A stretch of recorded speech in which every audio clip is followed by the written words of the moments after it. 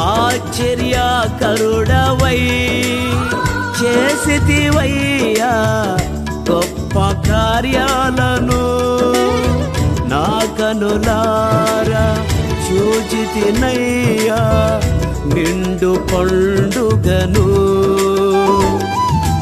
అన్యజనులకు ఆశ్చర్యమును, సాతానుకు సిగ్గును రగిలించితివే రణధీరుడా. అన్యజనులకు ఆశ్చర్యమును, సాతానుకు సిగ్గును రగిలించితివే రణధీరుడా.